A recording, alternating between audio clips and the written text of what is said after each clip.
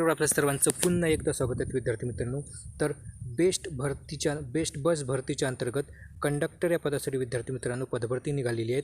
यामध्ये permanent conductor भरतीसाठी जे विद्यार्थी मित्रांनो मुंबईची जे काही सिटी बसेस आहेत बेस्ट बसच्या अंतर्गत येतात त्याच्यामध्ये पदभरती निघालेली आहेत. तर याची माहिती आपण याच्या आधीच्या व्हिडिओमध्ये घेतलेली आहे विद्यार्थी मित्रांनो.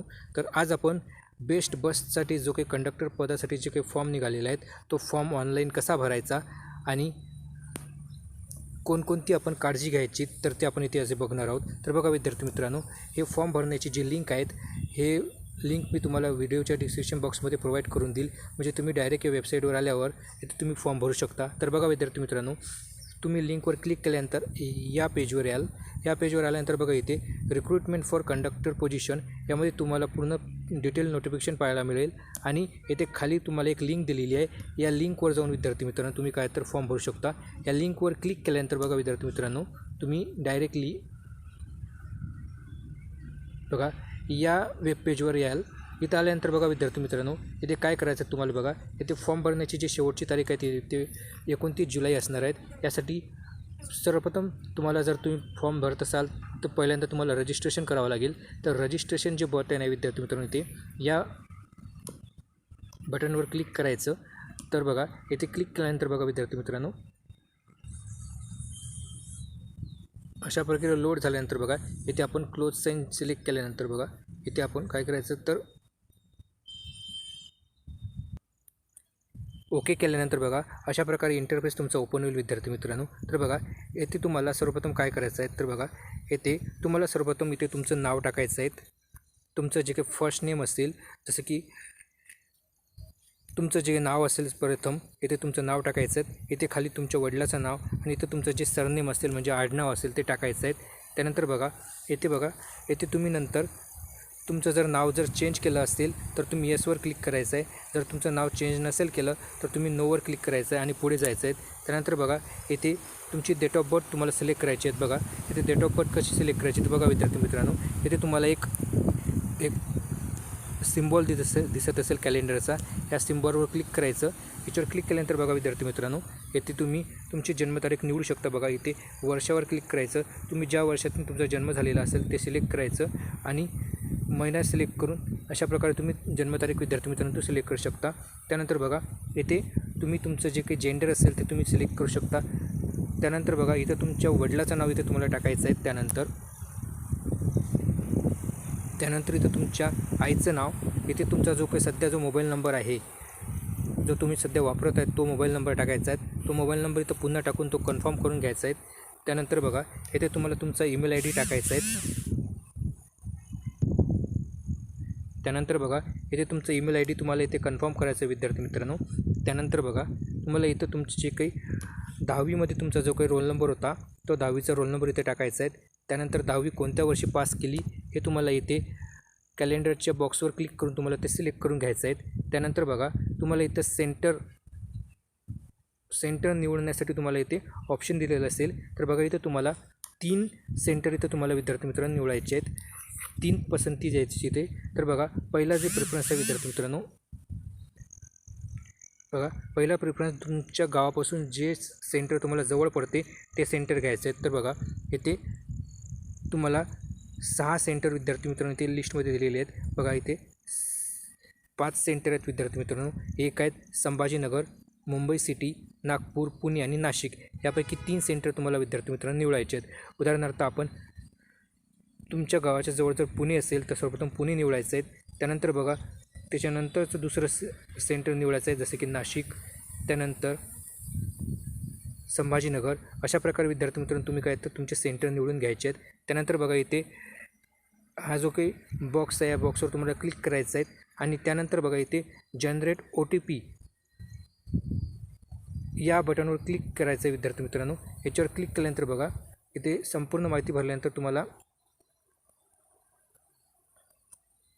जनरेट OTPवर क्लिक करायचं आहे. जनरेट OTPवर क्लिक केल्यानंतर बघा विद्यार्थी मित्रांनो तुम्हाला एक कॅप्चा कोड दिसेल. तो कॅप्चा टाकून विद्यार्थी मित्रांनो तुम्हाला सबमिट करायचं आहे. त्यानंतर तुम्हाला एक OTP प्राप्त होईल मोबाईल नंबरवर. तो व्हेरीफाय करायचा आहे आणि तो व्हेरीफाय केल्यानंतर मी सहमत आहे या बटनवर क्लिक केल्यानंतर हा जो खालचा कॅप्चा कोड आहे विद्यार्थी मित्रांनो हा तुम्हाला तिथे भरायचा आहे आणि रिव्हेरीफाय करायचं आहे. रिव्हेरीफाय केल्यानंतर बघा, त्यानंतर बघा तुम्ही फॉर्म भरल्यानंतर बघा विद्यार्थी मित्रांनो, अशा प्रकारचं तुमची जी माहिती आहे ते तुम्हाला लोड होईल. बघा इथे तुम्ही तुमचा बघा अशा प्रकारे तुम्ही माहिती भरलेली आहे. हे माहिती भरल्यानंतर बघा विद्यार्थी मित्रांनो, तुम्हाला काय तर आय ॲग्रीवर क्लिक करायचं आहे. त्याच्या आधी तुम्हाला तुमचा जो काही मोबाईल नंबर आहे तो व्हेरीफाय करून घ्यायचा आहे. तो व्हेरीफाय झाल्यानंतर बघा इथे आय ॲग्रीवर क्लिक करायचं आहे आणि इथे OTP टाकला की रिव्हेरीफाय केल्यानंतर बघा विद्यार्थी मित्रांनो, अशा प्रकारचा इंटरफेस तुमचा ओपन होईल. येथे तुम्हाला बघा इथे काय तर येथे चेकबॉक्स दिलेले आहेत. बघा इथे ह्या चेकबॉक्सवर तुम्हाला काय तर व्हेरीफाय करून क्लिक करायचं आहे. याच्यावर क्लिक केल्यानंतर बघा हे जेवढे काही ऑप्शन दिलेले असतील हे सर्व ऑप्शन तुम्हाला चेक करायचे आहेत आणि त्याच्यावर ह्या चेकबॉक्सवर क्लिक करायचं आहे आणि पुन्हा रिव्हेरीफाय करायचं आहे. तर बघा अशा प्रकारे विद्यार्थी मित्रांनो, तुम्हाला चेकबॉक्सवर जे आहेत विद्यार्थी मित्रांनो, तुम्हाला हे क्लिक करायचं आहे आणि इथं सबमिट बटन दिलेलं आहे. या सबमिट बटनवर क्लिक केल्यानंतर तुम्ही जे आहेत विद्यार्थी मित्रांनो, तर बघा अशा प्रकारचा तुम्हाला एक मेसेज येऊन जाईल. बघा येथे तुम्हाला तुमचा जो काही रजिस्ट्रेशन नंबर जे आहे तो दिलेला असेल आणि याचाच मेसेज तुम्हाला तुमच्या मोबाईल नंबरवरती आणि तुमच्या ईमेल ID वरती सुद्धा येऊन जाईल. हा तुमचा रजिस्ट्रेशन नंबर आहे आणि सोबतच तुम्हाला पासवर्डसुद्धा विद्यार्थी मित्रांनो तुमच्या मोबाईल नंबरवर पाठवला जाईल. म्हणजेच याच्यानंतर तुम्हाला लॉग इन करून पुन्हा समोरची प्रोसिजर करायची असेल तर तुम्ही त्याचा उपयोग करू शकता. त्यानंतर बघा, त्यानंतर विद्यार्थी मित्रांनो त्याच्यावर क्लिक ओके बटनवर क्लिक केल्यानंतर अशा प्रकारचा इंटरफेस तुमचं विद्यार्थी मित्रांनो ओपन होईल. बघा इथे तुम्हाला गो टू द ॲप्लिकेशन म्हणजे ॲप्लिकेशन करण्यासाठी तुमचं इथं बटन दिलेलं असेल, लॉगआउट बटन दिलेलं आहे आणि इथं तुमची काय विद्यार्थी मित्रांनो त्याच्या आधी तुम्ही जी माहिती भरलेली आहे ती माहिती विद्यार्थी मित्रांनो इथे दिलेली असेल. त्यानंतर बघा सर्वप्रथम काय करायचं तर या गो टू द ॲप्लिकेशन या बटनवर तुम्हाला क्लिक करायचं आहे. याच्यावर क्लिक केल्यानंतर बघा अशा प्रकारचं इंटरफेस तुमचं ओपन होईल विद्यार्थी मित्रांनो. इथे तुम्हाला या क्लोज बटनवरती क्लिक करून इथे क्लोज हे जे बॉक्स आहेत पॉपअप बॉक्स हटवायचा आहे. त्यानंतर बघा त्यानंतर तुमचं अशा प्रकारचं इंटरफेस विद्यार्थी मित्रांनो ओपन होईल.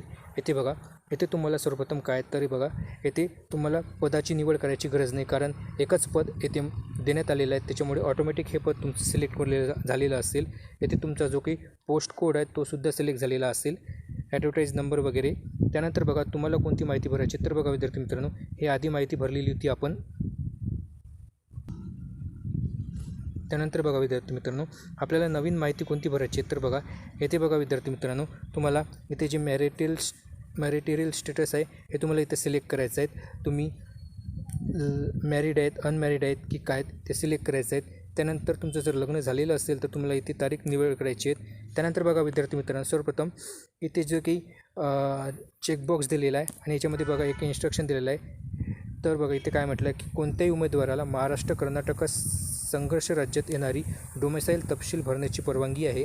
दस्तऐवज पडताळणीच्या दरम्यान उमेदवाराची तपासणी केली जाईल आणि त्यांनी दिलेलं क्षेत्र महाराष्ट्र व कर्नाटक संघर्ष क्षेत्राच्या अंतर्गत येत नाही हे तिथं तपासलं जाईल. तर बघा विद्यार्थी मित्रांनो या चेकबॉक्सवर तुम्हाला क्लिक करायचं आहे, कारण ह्या चेकबॉक्सवर जर तुम्ही क्लिक केलं नाही तर फॉर्म तुमचा सबमिट होणार नाही. ह्या चेकबॉक्सवर क्लिक करायचं आणि इतर माहिती विद्यार्थी मित्रांनो तुम्हाला भरून घ्यायची आहेत. बघा येथे तुम्हाला तुमचं सेंटर वगैरे आपण आधीच भरलेलं आहे. तर बघा येथे त्यानंतर बघा विद्यार्थी मित्रांनो त्यानंतरची प्रोसिजर काय असेल तर तुम्हाला इथे नॅशनॅलिटी सिलेक्ट करून घ्यायची आहेत. तुम्ही महाराष्ट्राचे रहिवासी आहेत का ते सिलेक्ट करून घ्यायचे आहेत. त्यानंतर मग इथे तुम्हाला तुमचं जे अधिवास प्रमाणपत्र असेल किंवा तुमची जी TC असेल शाळेतून भेटलेली किंवा जी डोमेसाईल सर्टिफिकेट असेल किंवा बर्थ सर्टिफिकेट असेल हे जे विद्यार्थी मित्रांनो ते सर्टिफिकेट कोणी इश्यू केलं त्या संस्थेचं नाव इथे लिहायचं आहे. त्यानंतर ते सर्टिफिकेट तुम्हाला कोणत्या तारखेला प्राप्त झालं ते तारीख इथे तुम्हाला निवडायची आहेत. म्हणजेच बघा अधिवास ज्या तारखेला तुमचा इश्यू झालेला असेल ती तारीख इथे टाकायची आहेत. त्यानंतर बघा येथे जे अधिवास असेल किंवा बर्थ सर्टिफिकेट असेल किंवा स्कूल लिव्हिंग सर्टिफिकेटवर एक नंबर असतो सिरियल नंबर, तो सिरियल नंबर विद्यार्थी मित्रांनो इथे लिहायचा आहे. त्यानंतर बघा येथे कास्ट कॅटेगरी म्हणजेच इथे तुम्हाला तुमची कॅटेगरी निवडायची आहेत. तुम्ही कोणत्या कॅटेगरीमध्ये येता, OBC, ओपन की SC ST VJNT वगैरे कोणत्या कॅटेगरीत तुम्ही येतात तर ते तुम्हाला सिलेक्ट करून घ्यायचं आहेत. त्यानंतर बघा येथे तुम्हाला कास्ट सर्टिफिकेट जे इश्यू करतात त्या कास्ट सर्टिफिकेट इश्यू करणारी जी संस्था असते म्हणजे जे काही ऑफिस असते त्या ऑफिसचं नाव तुम्हाला इथे लिहायचं आहे. जसं की subordinate office, subdivisional office आपण जे लिहितो, कारण सब डिव्हिजनल ऑफिसेस काय तर कास्ट सर्टिफिकेट इश्यू करत असते, म्हणून इथून सब डिव्हिजनल ऑफिस लिहायचं आहे. त्यानंतर बघा इथे तुम्हाला ते कास्ट सर्टिफिकेट इश्यू झाल्याची तारीख किती लिहायची आहेत. त्यानंतर हे कास्ट सर्टिफिकेटचा सिरियल नंबर इथं तुम्हाला लिहायचा आहे. त्यानंतर बघा जर तुमच्याकडे जात वैधता प्रमाणपत्र असेल तर ती कोणत्या तारखेला काढली तर ती इथं तारीख तुम्हाला लिहायची आहेत. त्यानंतर बघा इथे तुम्ही जर OBC नॉन क्रिमिलियर असाल तर तुम्हाला इथे नॉन क्रिमिलियर जे विद्यार्थी मित्रांनो काय तर जे नॉन क्रिमिलियर असेल, जे आता वैध असेल या आर्थिक वर्षामध्ये, तेच नॉन क्रिमिलियर विद्यार्थी मित्रांनो तुम्हाला इथे भरायचं आहेत. कारण नॉन क्रिमिलियर जर तुमच्याकडे नसेल तर तुम्हाला OBC या आरक्षणाचा फायदा मिळणार नाही. तर बघा विद्यार्थी मित्रांनो इथं नॉन क्रिमिलियर इश्यू करणारी जी संस्था आहे त्या संस्थेचं तुम्हाला इथं नाव लिहायचं आहे, म्हणजे सब डिव्हिजनल ऑफिस. त्यानंतर तुम्हाला नॉन क्रिमिलियर कोणत्या तारखेला इश्यू झाला आहे ते तारीख लिहायची आहेत आणि तुमचा जे सिरियल नंबर असेल नॉन क्रिमिलियरचा तो इथे लिहायचा आहे. त्यानंतर बघा हा जो ऑप्शन आहे विद्यार्थी मित्रांनो, इथे तुम्हाला कोणती तुमची जन्म ओळख असेल तुमच्या अंगावरती तर ते तुम्ही इथे टाकू शकता, अनिवार्य नाही आहेत ते. त्यानंतर बघा येथे तुम्हाला काय विद्यार्थी मित्रांनो एक ID प्रूफ इथे मागितलेला आहे. कोणताही एक ID प्रूफ विद्यार्थी मित्रांनो इथे तुम्हाला द्यायचं आहे, मिनिमम एक. तर बघा तुमच्याकडे पॅन कार्ड असेल तर तुम्ही येस करायचं आहे. येस केल्यानंतर इथे चेकबॉक्स ओपन होईल विद्यार्थी मित्रांनो. त्यामध्ये तुम्हाला तुमचा जो ID नंबर आहे तो लिहायचा आहे आणि तुमचं तिथे नाव लिहायचं आहे. त्यानंतर बघा तुमच्याकडे जर ड्रायव्हिंग लायसन असेल तर तुम्ही त्यालासुद्धा येस करू शकता, नसेल तर नो करायचं आहे. वोटर ID असेल तर येस करायचं आहे, नो असेल तर नो करायचं आहे. तुमच्याकडे पासपोर्ट असेल तर इंडियन पासपोर्ट, बरं आपले पासपोर्ट साईज फोटो नाहीत तर तुमच्याकडे असेल तर येस करायचं, नसेल तर नाही करायचं आहे. त्यानंतर बघा तुमच्याकडे बँक खातं असेल तर बँक खातं जर असेल तर येस करायचं, नो असेल तर नो करायचं. आणि त्यानंतर इथे ह्या चेकबॉक्सवरती क्लिक करून विद्यार्थी मित्रांनो सेव्ह अँड नेक्स्टवरती तुम्हाला क्लिक करायचं आहे. तर बघा विद्यार्थी मित्रांनो अशा प्रकारे तुम्हाला माहिती भरायची आहेत, म्हणजे इंडियन यस, तुम्हाला तुमचं जे डोमिसाईल सर्टिफिकेट आहेत तर ते डोमिसाईल सर्टिफिकेटची माहिती, OBC कास्ट कॅटेगरीची माहिती. त्यानंतर बघा तुम्हाला इथे तुमच्याकडे पॅन कार्ड असेल तर ते पॅन कार्डची माहिती इथे तुम्हाला भरून घ्यायची आहेत. आणि त्यानंतर बघा सेव्ह अँड बटनवर क्लिक केल्यानंतर बघा अशा प्रकारचं इंटरफेस येईल. येथे तुम्हाला क्लोज बटनवर क्लिक करायचं आहे. त्यानंतर बघा अशा प्रकारे डाटा सेव्हचं तुम्हाला मेसेज येईल, याच्यावर ओकेवर क्लिक करायचं. त्यानंतर बघा विद्यार्थी मित्रांनो ते सबमिट केल्यानंतर अशा प्रकारचा इंटरफेस तुमचं ओपन होईल.